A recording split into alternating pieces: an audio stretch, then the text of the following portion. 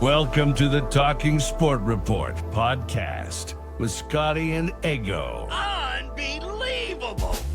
It is episode 8, the Talking Sport Report. My name's Mathew Eggo Eggleston, and this is Scotty Scootus Hughes. How are you, sir? Mate, how are you? What a fantastic weekend. Beautiful weather. Bit of sport. Bit of sport around. Surprisingly. Lot to talk about. And can I just say, this is our 7-week anniversary for the Talking Sport Report podcast. Can you believe we've made 7 weeks?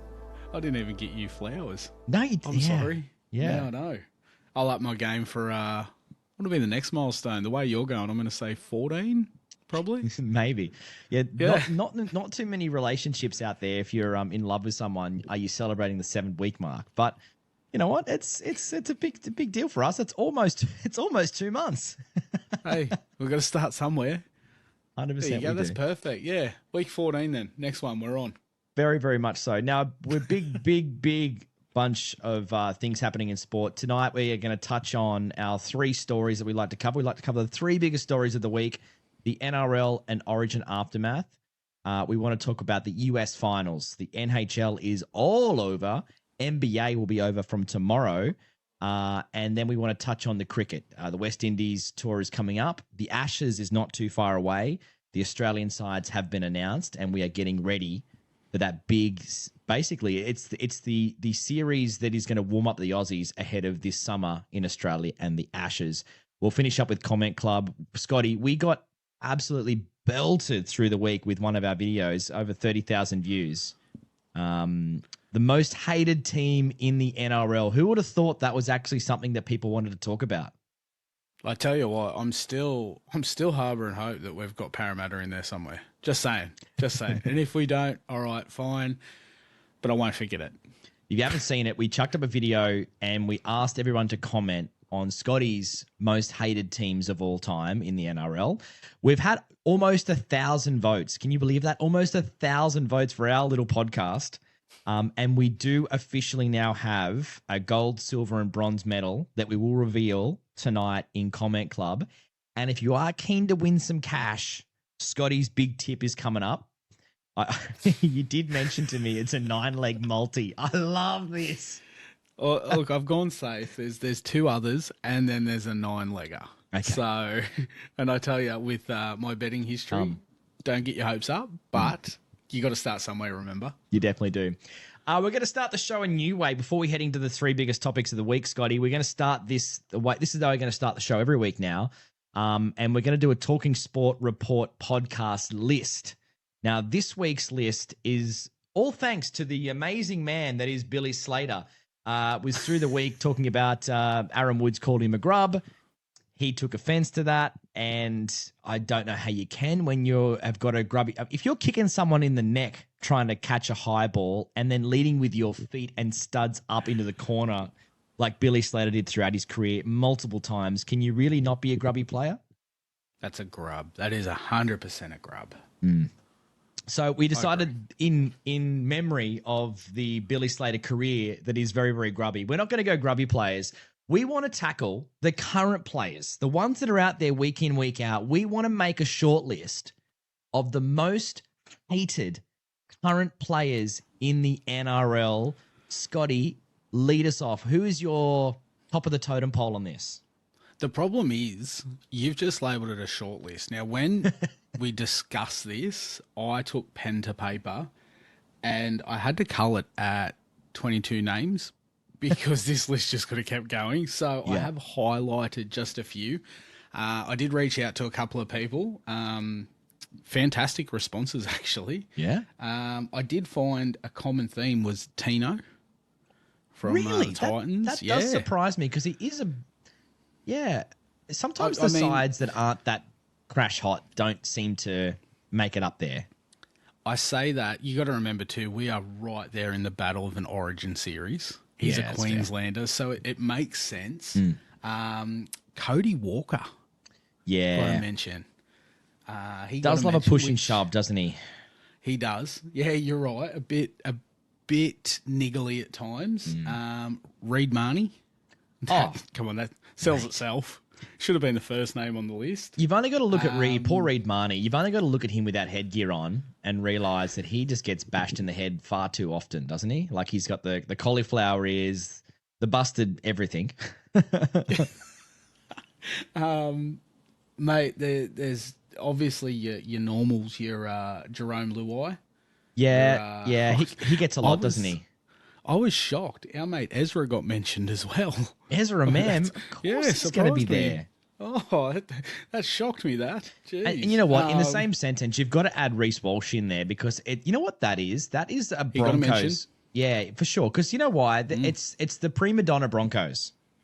It's the guys that are strutting around without their shirts off, pre-game, post-game, post-match in the car, at the nightclub. It's like, put a shirt on, boys.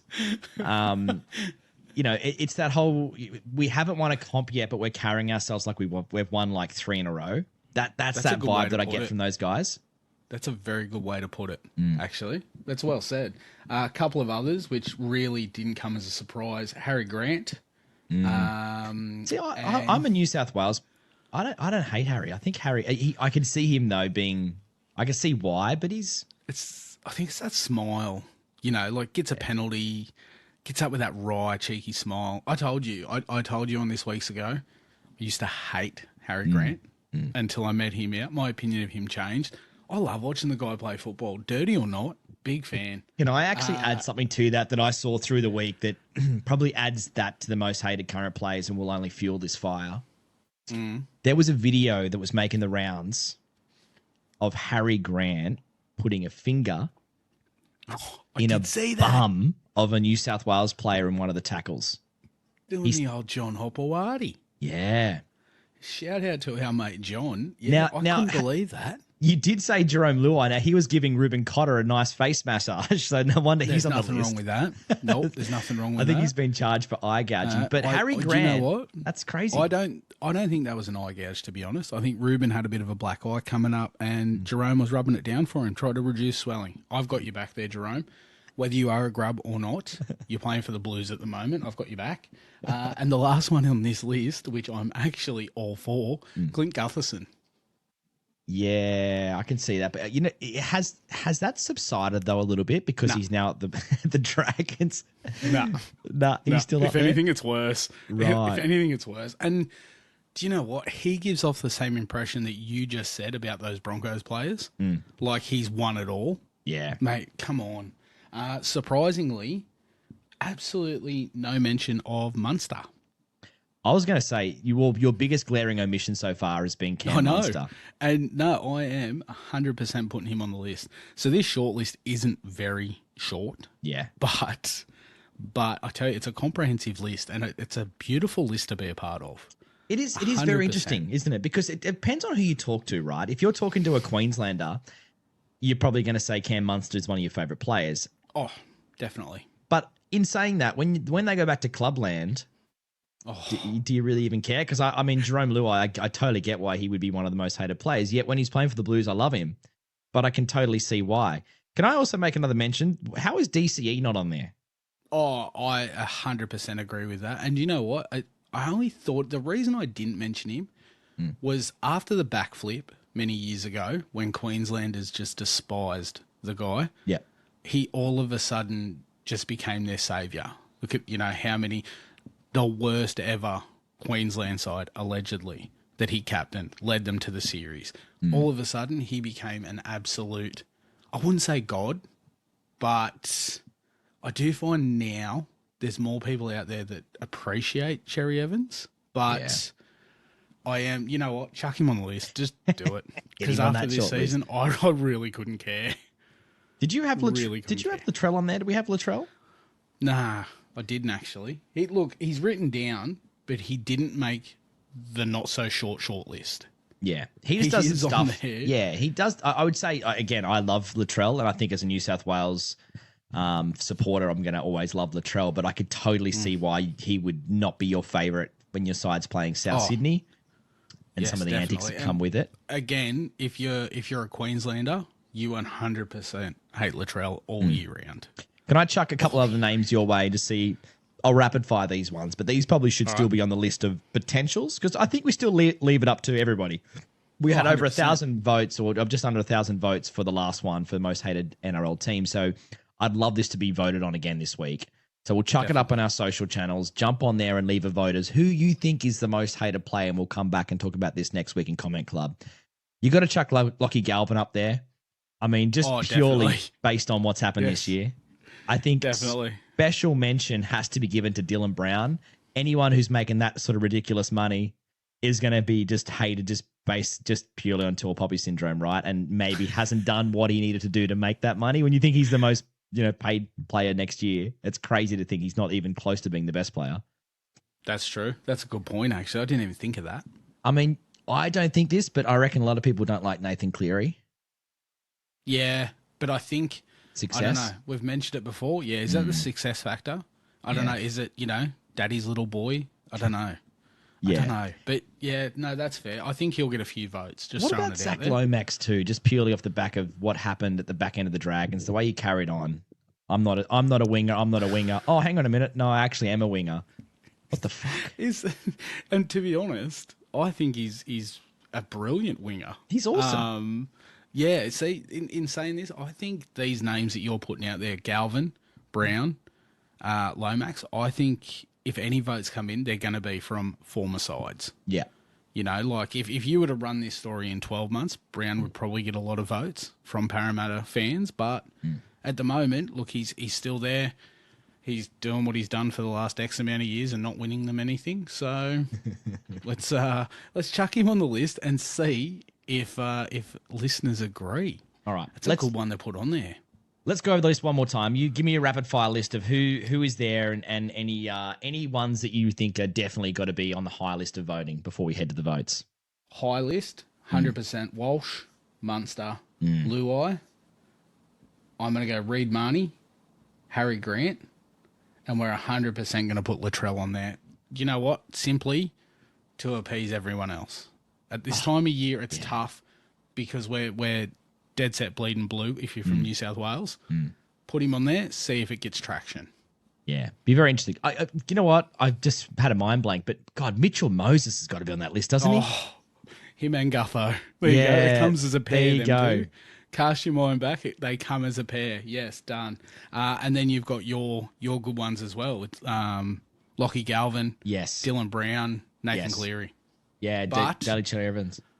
Oh, yeah. But we are 100% not confining the list to that because I want to know what everyone else thinks. I want to know who everyone else hates, despises, cannot stand the look of. Yep. Who is the most hated player right now in the NRL? Comment below and tell us exactly who you are. If you had to pick one, Scotty, who would you pick? Go. Walsh. Reece Walsh. Reece Walsh. Done. What's the reason? He's so good looking and I hate it. He's just so gorgeous, those eyebrows. Yeah. God damn him, you sexy bastard. No, you were right. Just the way, I guess the way he carries himself. You'd think that he'd just been a part of those Penrith sides over the last 4 years. Yeah, definitely. Who's yours? I'd have to go Cam Munster. Very close second would have to be someone like a Luai. Just purely because when he play, like he's just, if you're playing him in clubland, oh God, he does your head in with some of the antics and the way he, some of the stuff he does on field. Celebrations, things like that. Yeah. No, I get that. But Cam Munster. I'm so intrigued now to find out what everyone else thinks. Yeah. Please. I can't wait. Yep. Comment on any of our socials at Talking Sport Report on TikTok, Instagram, or YouTube. Or you can email us talkingsportreport@gmail.com. I would love to see it. We'll revisit this next week in Comment Club and see who is the most hated. Are we going a bronze, silver, gold? Yes, we will. Perfect. There'll be a bronze, silver, gold. Lock it in. Get your hate on. Tell us who you hate. And if we don't agree with it, we'll still read it out because that's what we do here. We're all about the people. All right, moving on to story number 1 tonight on the Talking Sport Report. We are chatting about the NRL and the Origin aftermath. So there's been a lot happening in the NRL basically in the last 24 hours. We saw a fantastic victory from the Maroons over the Blues. What a weird game of two halves. And then you add to that basically the winners of the weekend. Canberra got up over the West Tigers. Penrith took to the Warriors over in New Zealand. That was a rough trip for them. They had to literally go from Perth, some of the Origin players, like in terms of travel, all the way over there. You got the Knights held out against the Dolphins. What was you saying about, you were about to say something about the Penrith? Well, yeah, they didn't take any Origin players, did they? No, they couldn't. How could they? That's what I'm saying. Exactly. Like it was actually a really, I wouldn't say unfair, but it's not great. The fact that they made them go, because they're in a spot where they have to win to make the 8, right? They have to keep winning. Yep. Now they still won, so it's all good. But if you're going from Perth with all your players coming back to Sydney and then literally having to play, wasn't it Friday night or was it Saturday night? It was like Saturday. So that's a huge turnaround from Perth back to Sydney, then over to New Zealand. Going to New Zealand and playing the 4th placed Warriors. Yeah. That's massive. At that point, they might have even been 3rd. Yeah. Yeah. So that's a huge win for them. Insane. The Knights got up over the Dolphins. That was a great win from Newcastle. Melbourne South, what a game yesterday. Latrell at the end of that game to get it to Golden Point was a masterstroke kick, but they failed in Golden Point. Melbourne got up. Broncos gave the Cronulla Sharks another beating. Speaking of beatings, the Roosters smashed North Queensland. Holy. And then Parramatta have just beaten the Gold Coast as the Sunday night game. We are recording on Sunday night. So, Scotty, we'll start with Origin. What are you thinking? What were your thoughts on the game? Honestly, I officiating I thought was piss poor. Just I'll be honest, it was piss poor. That penalty count was insane. Yeah. Yet again, how can New South Wales have 3 sensational kickers in that side, goal kickers, and still struggle to hit the target? I couldn't believe it. And like, even the commentators said, some of these ones from Lomax that's his bread and butter. He puts them over every weekend from a similar area, no questions asked. It was, you said it, a game of 2 halves. It was tough to watch. Mind you, when Teotol scored first, I thought, yes, we're on. We'll wrap this up tonight. Game 3 will just be more worried about how the bets are going than anything else. And then I think, that first half, we just kind of fell apart. We sure did. It was...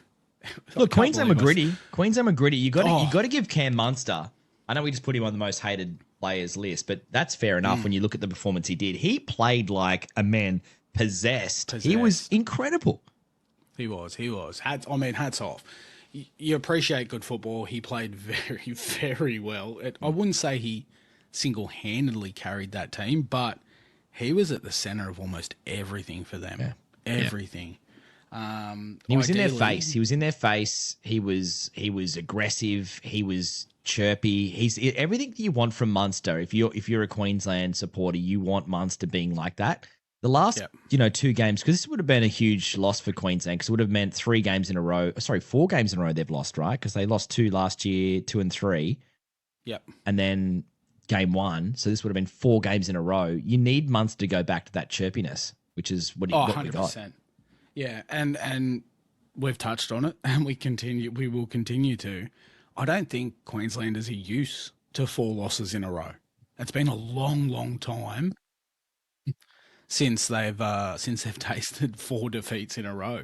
So Munster has stood up at the right time, and to be honest, I feel he copped a lot of shit after game 1, rightfully so. Yeah, 10 missed tackles in itself. I honestly was hoping, in a sense, that New South Wales would wipe the floor with them. Then you could look back and go, well, maybe Cherry Evans wasn't the problem. I still don't think he was. Overall, actually, talking about Origin, I do have a question for you. Yeah. Many years ago, 2016, I went to Origin 3 in Sydney with a group of mates. As you know, I'm a Manly fan. And let me think back. 2016. Yeah, we probably lost, didn't we? Because was that during the dominance? Yeah. I think Thurston turned one on late, but Dylan Walker came off the bench, and I think he maybe got about 9 minutes, maybe 11 minutes. But there was one point there I think we were down by 2. We may have lost by 2. I think we lost 18-16 maybe. But he went down trying to milk a penalty and lost the ball. Didn't get the penalty. Queensland got the ball, played out the game, beat us, wrapped up the series. Anyway, on the way out, a buddy of mine listens to the show, Jimmy, absolute pleasure, basically said to me, how does it feel? You haven't just let down your mates, but you've let down your entire state. So my question to you, and I'm 100% not doing this, hadn't even crossed my mind until this story reared its head. Do you at any point turn around and go, Lomax cost us that game? Oh, you're going there. That is interesting. I am not saying it. I am asking it who just said it then? A lot of comment. I'm not blaming This him. AI? But a lot of comments. Scotty AI. A lot of comments on socials were basically having a dig at Zach Lomax for his goal kicking. Now, in saying that, I mean, he must be doing something right to have the job ahead of Cleary and Crichton. I mean, Cleary didn't do himself any favours in game 1. No, he did to not. not give Crichton a crack. Again, I'm not blaming Lomax. It's just a question. I've seen a lot of comments. I'm curious, would anyone out there actually turn around and blame Zach Lomax for that loss? So what did he kick? He kicked 2 from 5. Yeah. 2 from 5. We lost by 2. Now, as much as they were definitely gettable games, gettable kicks, they were sideline tries, right? Toto scored 3 in the corner. So you think, I mean, oh, man. You know what? No, I don't think you can. The reason being is the reason why I say no is because New South Wales did it to themselves. They were, even though the referees were shocking, I think that's a bigger issue. What was it, like a 9-0 or 8-0 penalty count at halftime? Like ridiculous levels of penalties. And the referees totally stuffed game 1. There was way too many penalties for New South Wales in game 1. And again, there are some that are definitely worth it. Was New South Wales absolutely squeaky clean? No, they were not. They deserved a few penalties against them. But there were some shocking penalty calls that normally in Origin will let go. And I think even a Queensland supporter would admit that. So I think the fact they lost by 2 points, it's easy to say, yes, it's Zach Lomax's fault. He kicks one more of those goals and we go to go to golden time. And you would say at that point, considering how well New South Wales were playing, and you got Latrell Mitchell who can kick a field goal from the 30 on his own half. From anywhere. Yeah, from basically he can line drop out and kick a field goal down the other end. You kind of think that, yes, they would have won the game. I look at it this way and go, they were all tougher kicks. Now, in game 1, he missed one from 10 away from the post. Now, that if he would have missed one like that, I'd 100% said yes, call foul. But they were horrendous conditions. It was pissing sideways. Yeah, it was. No, that's a fantastic rebuttal. And again, I am in no way blaming the guy. It was just, I've seen a bit of hate online. I thought, you know what? I'll put the question to you. Just get your take on it. Yeah. So, no, I take that 100%. And I agree with you. In no way, shape or form am I blaming him. But fuck, give the ball to Crichton next time. Somebody can just someone please. I hope in Origin camp they just work out that someone needs to kick a couple over and just have a kick off and just get something right and share tips.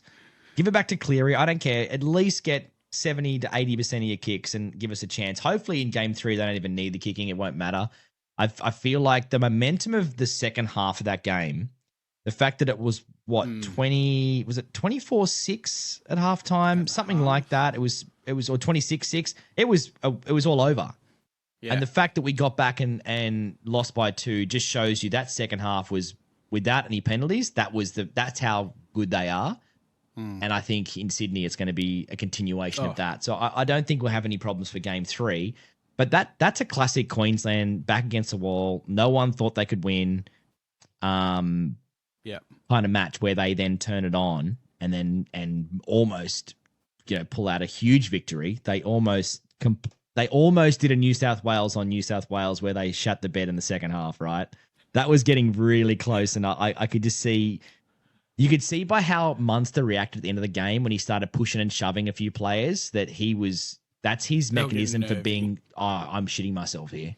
Yeah, they were getting very nervy, to be honest. I think the simple solution, just go the old school, back to junior rugby league. Back when you're a kid, kick until you miss.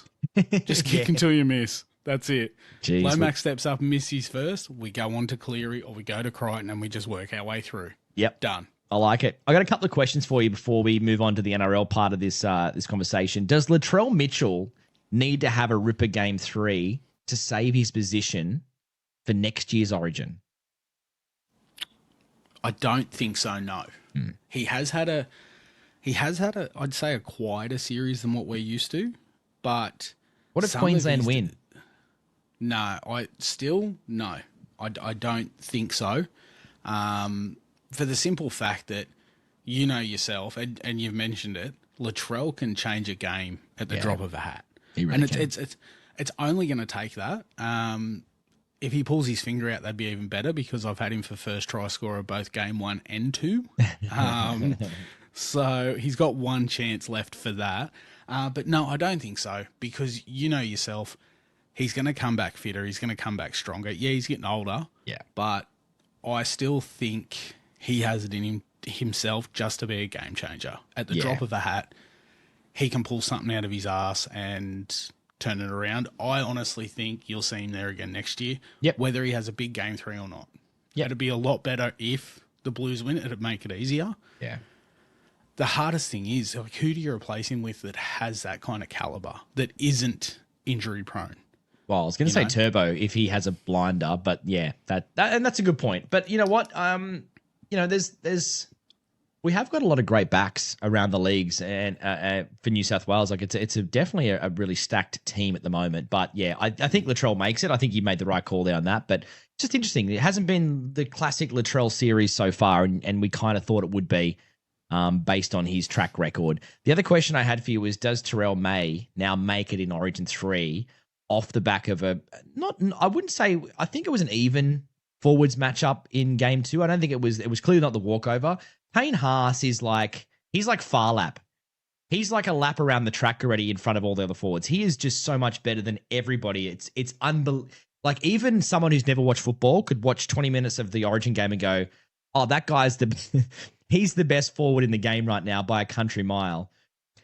Is Terrell May now number 2 for New South Wales, considering that outside of him, and Liam Martin was incredible and Crichton was incredible, but from the front row perspective, do you put King back to the bench and do you bring Terrell May into the front starting lineup? I don't think King deserves to be dropped, but I would, as bad as it is, because I backed this guy hard last week. May comes in for Utukamanu, I think, 100%. Yeah. And I mean, what else? What more can the guy do? He was good. He was good at Campbelltown Sports Stadium over the weekend. Like, that's that. They were unlucky not to beat the Raiders, and the Raiders are the form side. Yeah, in all honesty, if that guy does not get picked for game 3, what do you do? He has done more than enough. He is such a freaking beast of a footballer. What more can that poor prick do to get a look in? Yeah. And if you had to take a pick, say if these are sporting odds, what is the chance that the NRL puts Ashley Klein into referee game 3, or they put a scarecrow with a referee's jersey on to stand in the middle of the field? Which one would be more likely to referee game 3? A scarecrow with a jersey or Ashley Klein? I'm glad you came at me with 2 options, because if you asked me who my choice would be, I'd take Stevie Wonder over Ashley Klein. Give me Ray Charles. Oh, mate. Do you know the worst part? I think the NRL will stick with it because... No, you can't possibly, right? I don't agree with it, yeah. But from a business sense, I reckon the NRL is going to look at it in a professional sense and say that he had a fantastic game. He done nothing wrong, and he'll be in charge of game 3. He did nothing wrong. We only watched the last 30 seconds and we didn't see any fouls in there. There was no penalties awarded. You know what the don't know what you're talking about. what the NRL's like. They are just that unpredictable that they will come out and say that he had the best game of his career.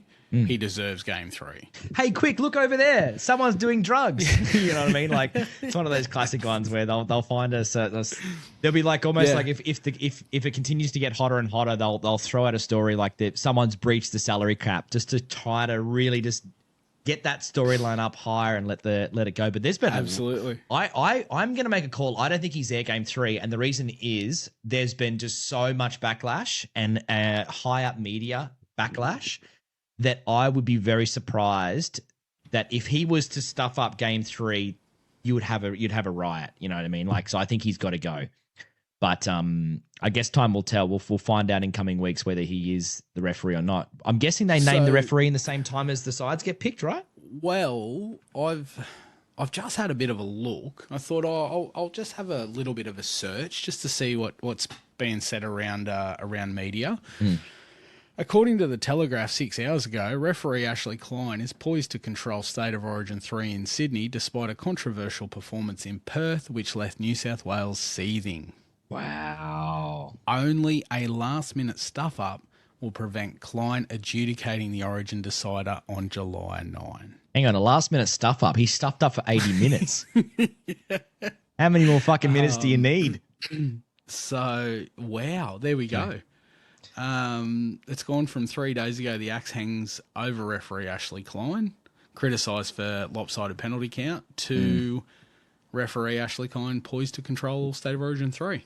Interesting to find out what happens. Hey, Scotty, in the NRL, there's been a lot of great games over the weekend, but this player transfer deadline is quite interesting. So if you're unaware, by June 30, you can move a player on. And they can, end up playing for a completely different club. They work out a transfer fee and the salary repercussions of that, and they go from there. But can I ask? Yeah, June 30, is that simply so you don't have to get a second group certificate from another employer? Basically, just looking after their tax. Yeah, I think it's. Wouldn't that be a bitch? Yeah, imagine if it was like the 29th. And you've got one day at a new employer, and you're waiting 2 weeks for a friggin' group certificate. You just want to do your tax. Yeah, or I can just see the NRL headquarters going, geez, we've really got to make some deductions this year for our tax. Shit. Can we put Lockie Galvin on this? Can he be a deduction for us as well? Yeah. So the funniest, speaking of Lockie Galvin, he obviously signed with the Bulldogs. The person that was heavily displaced by this selection was the guy who had led in the halfback position, led the Bulldogs to the top of the table, who seems to have been told that he can negotiate with anybody else from 2026 on. I'm pretty sure the Bulldogs are going to let him go. And there's rumors that the Tigers are going to play, musical chairs with the Bulldogs, and you have our halfback, we'll have your halfback. So Sexton could be signing with the Tigers as soon as this week ahead of June 30. Wouldn't that just be a nuts? Fantastic signing. That would put pressure on the Bulldogs, right? Because I think in the back of their minds, they'd be thinking, well, we'd like to keep him here as security for this season, right? Well, yeah, in case something was to happen. But to let him go now, I tell you, that's only promising for the Tigers. That's fantastic. Yeah. And I thought it was strange that a player that was playing that well, that had led them to where they were, basically it's just been shafted for Galvin to come in, and I don't know. He does look pretty though in blue and white, doesn't he? No, I will say He does. If Sexton goes to the Tigers, that is fantastic, and I think his game, which is already good, and as much as it pains me to say it, will only improve alongside Luai. Yeah, you're right there. Wow. The other one that rumoured, obviously the Broncos have got a lot of unrest at the moment, but Cobbo is apparently unhappy, is testing the water, has flown to Sydney and met with sides. From what I've read in the reports, he's met with the Dragons, the Cows, and an unnamed third team. So imagine if Cobbo was to leave the Broncos before June 30. So there's a couple of interesting little transfers still happening around the comp, which is, I kind of like it. Something about it. Like, what do you think, Scotty? I would love for it to be a full-on like English Premier League style transfer window or even NBA, where like this sort of stuff becomes a bit more normal. How cool would that be to like you go, oh, we're lacking depth here. We want to trade this guy to this guy with whatever. Like that'd be awesome. The excitement that it would bring. Like right now, the English transfer window is open, and it is so good getting on, checking the news of the morning, seeing if your team's linked with anyone, seeing if they're making a play for anyone. Yeah. To have something like this, knowing that you don't have to wait for specific times. Yeah, I mean, it is a specific setup in the Premier League, but knowing that you've got that many months of just free reign, doesn't matter how long they've got left at the club, you could go in and make a play for everyone and anyone. The excitement that would bring. Yeah. Like, you'd have money thrown left, right, and centre, and I guess that's where the contracts will continue to get bigger. Yeah. I'm all for it. Be awesome, wouldn't it? All for it. I think you draft the letter tomorrow and get it off, because that's actually a fantastic idea. Well, it seems like it's happening already. I think it almost needs to snowball. Like as you see, the Galvin situation happens. You know, if Sexton was to happen, if Cobbo was to happen, all of a sudden this sort of normalizes this whole process, and it's kind of fun to see players move around a little bit more mid-season. And I don't know, I think a lot of traditionalists will hate it, but I don't know, something fun about that to sort of spike interest in the game. It takes the eye off the merry-go-round of coaches, doesn't it? And the refereeing, funny enough. Ashley Klein's like, can somebody sign Cobbo and can someone sign Sexton? Get me out of the damn front page and back page. I would like that. Thank you very much. He's probably dropping the rumors. He's probably dropping the rumors. It's all him. Yeah. He's the insider. Give it a couple of weeks and Klein will have the headlines again for something that he's done in Origin. Yeah. But no, I think that's fantastic. It gets everyone excited. Yeah. The buzz, the chatter in group chats and stuff around, Kai Pearce-Paul, for example. Yeah. There's so talk of a swap deal. Like shattering for the Knights. I can't believe the Knights actually have said you can go. What are you doing? It's the Dylan Brown pullback from all that money they're spending. Far out. Well, mate, I tell you, you've got to make room when you're paying someone that much money. Can't we just send our coach instead? Like keep Kai Pearce-Paul and get rid of our coach. Anyway, story number 2 tonight is the US finals. You will give us a bit of a wrap up in a second on what's happening in the NHL, which is all but done now. But there's a big one tomorrow. NBA. It's very rare this happens. A game 7 in the actual finals. Now, the last time this did happen, it was back in 2016. The Cavs and the Warriors. Now, that does feel like, it does feel like a long time ago. We're talking 9 years ago, which is crazy to think. That's, heyday Curry and LeBron going at it. It's very interesting because I think the part that really surprises me the most about this whole Game 7 is it's only happened in the finals 19 times in the history of the whole game. So it's a very rare, massive. Very rare occurrence. Wow. And this is another interesting point. So the Pacers won Game 6 to force a Game 7 for OKC, and it's going to be in Oklahoma. So it's going to be OKC's home court.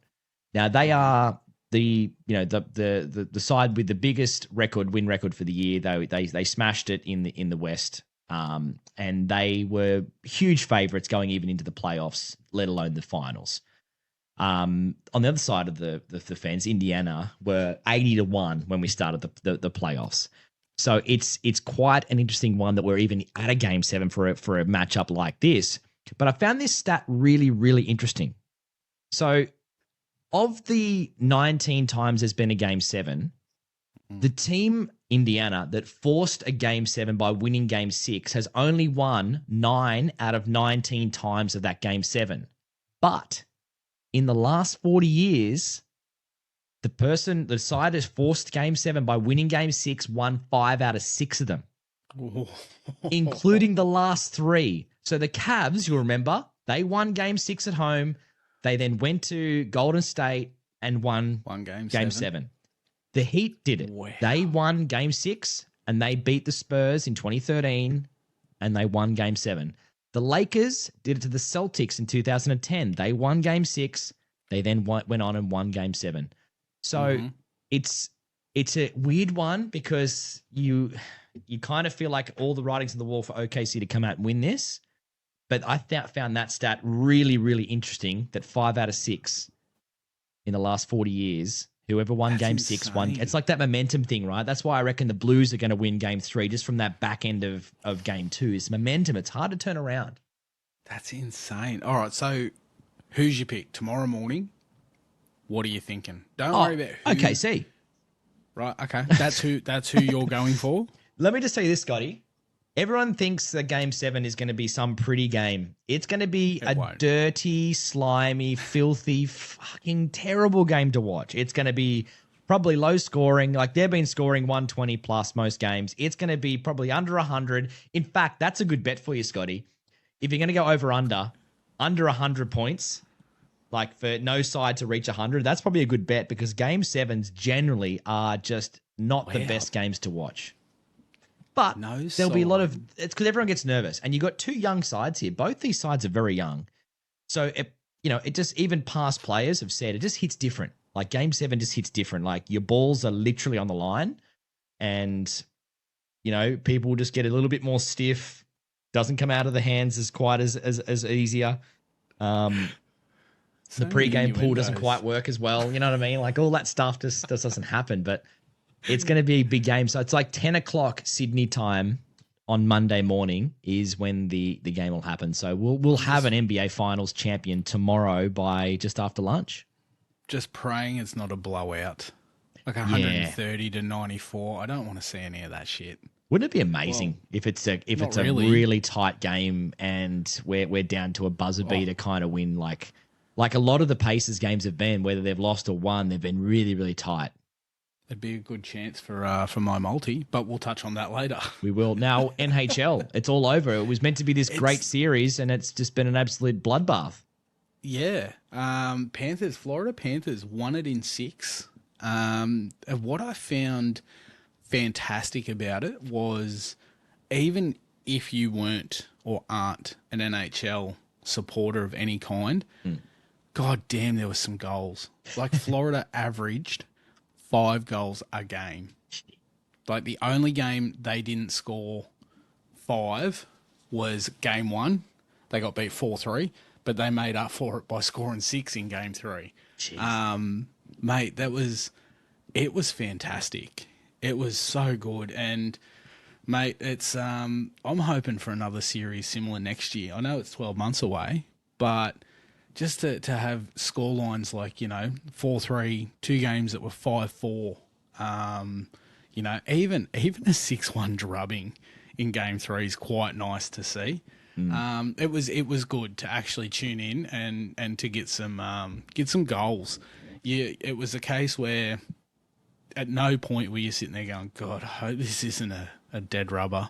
Yeah. It was just fucking goals galore. It was fantastic. I tell you, hell of a lot more exciting than the US Open was, that's for sure. Yeah, but the rough was really rough, as we found out last week. That was some deep, deep rough, and apparently water also played havoc. But, it's like you said, Scotty, you're seeing a 6-1 drubbing. How much did it suck when if you still do it? You get up at 3 a.m. to watch the English Premier League and you see a 0-0 draw and you're like, oh, for fuck's sake, I could have saved myself 90. Yeah, plus stoppage. Yep, or plus stoppage. Or you sit up and it is 0-0 until the 93rd minute and your team concedes that last minute losing goal. Yeah. Or another bad one. You sit up and you're like, it's 85th and you're like, oh, nah, screw this. I've got too much on tomorrow. Go to bed and then you wake up and it's 3-2 and you're like, what happened in the last 7 minutes? Oh, don't worry. I've done that. I have done that, actually. I left at 3-1 in the 92nd minute of a game. I'm like, stuff this. Come on, let's go. Went out for the day and got home later and found out it finished 3-3. Wow. So stick around to the end. If you're taking anything from this, always stay to the end of a fixture, unless, of course, it is 6-1. Yeah, then you definitely can piss off early. Yeah, beat the traffic. Very, very nice. Now, story 3 tonight. We're going a bit long in the podcast, but that's okay. We've got Comment Club coming up in a second, but we'll race through this story 3. So the Cricket West Indies squad has been announced. The Aussies are about to tour the Windies. Starts Wednesday, did you say, Scotty? I think is when the game I think starts? it is Wednesday, June actually. 25. So that would be Wednesday. You're right. Yep, starts when the Frank Worrell Trophy is back on the line. But it's going to be a big game because essentially there's a bit of change in the Aussie side. And I was going to ask you a question. So Manus Labuschagne, if anyone who's not following, Manus Labuschagne has been he's still in the squad, but has been definitely dropped for the first game. And you'd say that Constance will probably get his spot. The other big omission is Steve Smith, finger injury. Hasn't got to get surgery, so he'll be sweet for most likely some point during this series, but not playing the first game. So you'd say that Constance and Inglis are the two. Not Vince Vaughn, far out, not Vince Vaughn, but Michael Vaughan of not that I wouldn't take Vince Vaughn's. I would take Vince Vaughn's thoughts, to be quite fair, but Michael Vaughan has said he backs in Inglis, and we should get this guy into the Australian side ASAP because he's an absolute gun. But it looks like those two will get their chance. What are your thoughts on the initial thing? And do you think Manus has played his last game for Australia in a test match? I do not think he has. I think this will be a common case of go back to state level, score some runs, get comfortable, build that confidence. You will come back. Yeah. It is literally now just a question of when and how he goes about it. If he goes back to Queensland and starts scoring runs for fun, I don't think it'll be long. We'll probably see him back for the Ashes. Yeah. But I mean, I don't even know what the Australian cricket calendar looks like for domestic. Do they play much? I mean, there's not much that you get to see. No. If he can start scoring runs and find that confidence, basically just go out and be comfortable, I think he'll be back. It's just a question of when. Yeah.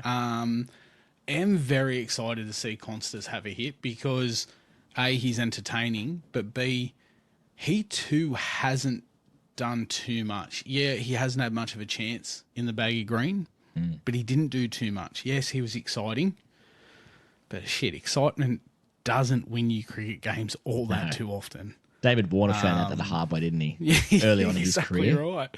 Exactly. Like, do you want to go out there and score runs and cement your position, or do you want to go out there and blast an exciting 27? You know what I mean? Yeah. Ram shot the second ball of the day. Like, there's a time and a place. There's a time and a place, buddy. No, do that. But do that if you know that you're going to back yourself up and score the runs. Yeah.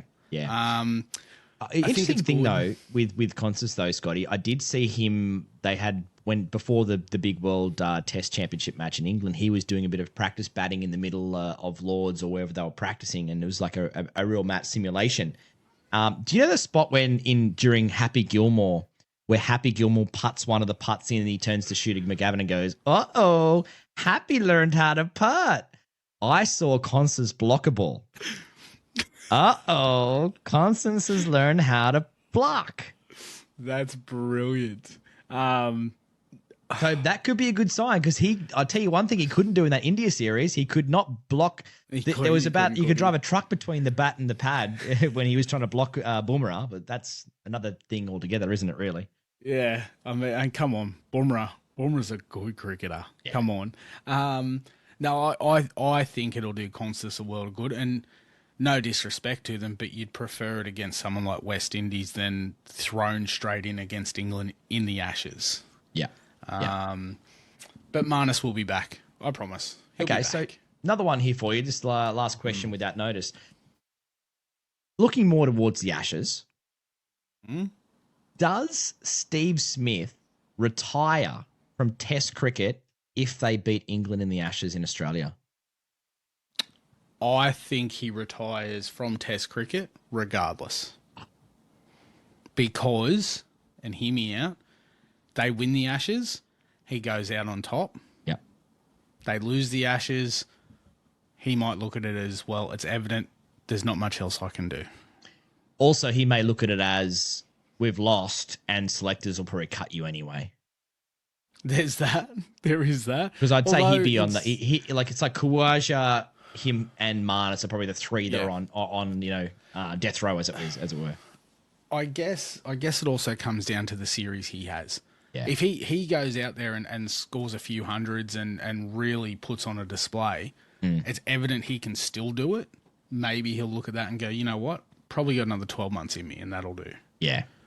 I don't know. It's a classic way to leave, isn't it? Like you think about Warney Yes. when they smashed them 5-0 and Warner McGrath bowed out at the end of that Sydney test. What a beautiful image that is to go. My last cricket test match is an Ashes whitewash of the Poms. What a fantastic way to go. Yeah, no, I think you're right. If Australia do beat the Poms over here, it'd be a fitting way for Steve Smith to end that career. It's a fantastic career already. I think finishing in that way will just be the icing on the cake. Okay, here we go, Scotty. Okay. It's time for Comment Club. Normally I ignore all the comments. I get a lot of them. I've got to get paid for this crap. Thank you, Mr. Donald Trump. So Comment Club is a very simple process. If you follow us on TikTok, Instagram, or our YouTube channel at Talking Sport Report, give us a follow now if you can. Jump on and check out all our clips there and our shorts we've chucked on there through the week. Any comment we make, you make on our videos, we read out your comment here on the Comment Club section of our podcast. Now, there is some certain times where we literally can't physically do that. And Scotty, through the week, we chucked a video up mainly on TikTok. Got over 30,000 views, to which we've had basically, just short of 1,000 votes for a certain topic that kind of went a bit crazy, the most hated team in the NRL. So we basically thought, well, we were going to come back to this, but I think it's clearly struck a nerve, Scotty, that the most hated team that you actually picked, you sort of shortlisted it for everybody, but the votes are well and truly in. I have been thinking about this all week. Do you know it's taken me a lot to not actually message you and go, hey, who are the front runners? I've been waiting for this, and I thought the less you tell me, the better the anticipation will be. So, hit me. Who's taken out bronze? Well, I can tell you that in the special mentions, I know we have got a bronze and a silver and a gold here, but let me just say that it's so close. There is so much hate. There is so much hate for so many clubs that we couldn't even it's like 1/10 of a second if we're talking Olympic bronze medal, like from 4th, 5th, 6th, 7th to like bronze. This is like a dead heat in the 100-meter final, and all 8 lanes are right on the line, and we're having to split hairs. That's how close it is. But we do have 3 that have made it. But I will do the special mentions because I think people will get upset that their side didn't make the bronze, silver, or the gold, right? All right. Coming in at bronze on the most hated team in the NRL was the Sydney Roosters. Oh, bronze. Bronze. Well, it's just evident then that Para's going to take the gold, but as we go, come on. Unsurprised. There was a lot of paper bag conversations. Funny, there was a lot of people. Yeah, sombreros. There's a lot of people in there trying to defend the Roosters, which I counted as a vote for the Roosters. Because if you're trying to defend, like the best calls I heard were, the Roosters, they don't cheat anything. They do everything by the book. Of course, I'm sure their books are immaculate, but you don't say in the books I gave him 50 grand in a boot of a car. You don't put them in your books. So yeah, of course their books are squeaky clean. It's this shit behind the scenes that we make the call on why they're one of the most hated sides, because some of their players lists that they had, and people will use the other thing. Oh, look at the current roster. Yeah, the current roster is not as great, but you let like 7 players go at the end of the year that I don't know how any other side would be able to sign. Yeah, exactly. Wow. Okay. That shocked me. I honestly thought they were taking gold or silver. Wow. All right. Up on the dais on the silver medal in the most hated NRL team of all time is the Brisbane Broncos. Oh, wow. Who are clearly reigning favourites to take this out.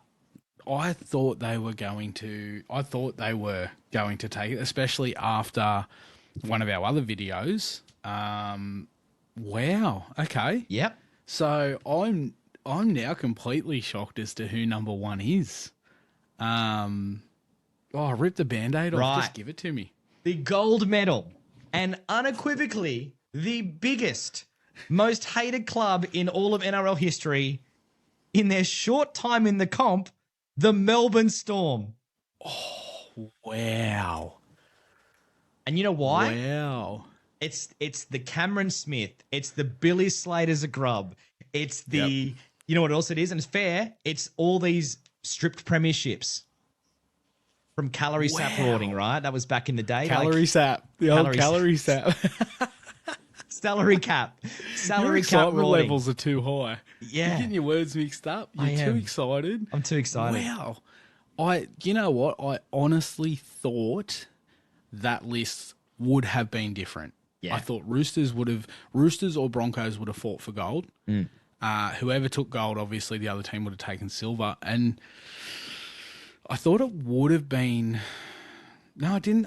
I wouldn't have thought Melbourne in this day and age now, but wow, yeah. And you do think about it. You do think it's like you've mentioned before. Sometimes the success can cause hate, and they've been heavily successful, and But you they've are had right. they've had some strip premierships. strip premierships. Players like Cameron Smith, who definitely did cause, a lot of conversation around how much of a player he was like. He was like, the man's super smart and a brilliant player. No worries about that. But when you teamed him up with, especially Billy Slater, that was a recipe for hatred. But there's, I'm sure you don't need me to tell you this, Scotty, but there's a lot of hate out for some of these teams. Well, mate, at the end of the day, the people have spoken. People have spoken with That's over, fantastic. just under 1,000 votes. It's crazy. Can I just say special mentions? Because I've got to say this because I'll get inundated by people. Special mentions. These guys came so close because there was a bucket load of hate for the Bulldogs. Wow. I feel like in 12 months' time, if the Bulldogs were to be successful, those scenes we saw a few weeks back of the Bulldogs fans in their hometown shutting down a street, I think will make them very hated very quickly. Yep. Manly got a lot of hate. Yeah. Not surprised. Parramatta got a lot of hate. Yes. And Let's the go. Panthers. But Yeah, okay. none to the level of our bronze medal at the Roosters, the silver medal of the Brisbane Broncos, and the gold medal, the one and only Melbourne Storm. That's fantastic. Big thank you to everyone who voted. But did you get it right? I mean, did we get it right? I mean, I don't know. Wow. No, I don't think we did. No, we had the Roosters at first. No. We had the Roosters But at do you first. We think had that? South Do you think Sydney they in got there. it right? Do you think they got it right with these three? 100%. I'm never going to question the people that comment on our stuff. Yeah, 100%. And hey, let's hope they get that passionate about hated players. Yeah. Because that's out there. I want to see the same level of passion from these people as they've just delivered for us in that regard. Fantastic. That's brilliant. A couple of quick shout outs as well. Got to do a massive shout out to John Scrow, who is our number one supporter on the podcast. Had a very big operation in the week. Is coming back to health. Is doing really, really well post operation. It was a very, very big operation. I don't want to give too much of his personal life away on the podcast, but it's a big one, very big one, and he's in great spirit. We love the man. His family. Yep. Hopefully everything's good. Take care, mate, and hope to hear everything's going well, mate. Hope you're feeling better. Yeah, big love to John in the podcast. I know he'll be listening to this podcast probably from the bed and while he's recovering. So put that smile on your face, mate. You're an absolute legend. The other one is I've got to give a quick shout out to Super Mario 1987 on TikTok for the brilliant Shane Warne story. If you missed it, basically Shane Warne ordered a pizza and he was the delivery man back in the early 2000s where basically every night of the test match he ordered a pizza. The kicker, Scotty, what was the kicker? Sometimes he ordered twice. Yeah, sometimes even 3 times. But he was a good tipper, Shane Warne. Very generous tipper. Yeah. You could say that username again next week and I would still laugh. That is the best username. He jumped to comment on something else we did, but big shout out to Super Mario 1987. What a legend. We're going to wrap up the show with a new way to wrap it up this week, Scotty. We want to get the Scotty's tip. What's your tip to get us some money through the week on was it a 9-leg multi? 9-leg multi, yeah. So bear with me on this one. I have put it on myself. Okay. But I'm going NBA. Ooh. Tomorrow's big game. Yeah. We're going Pascal Siakam, yep. 20 or more points.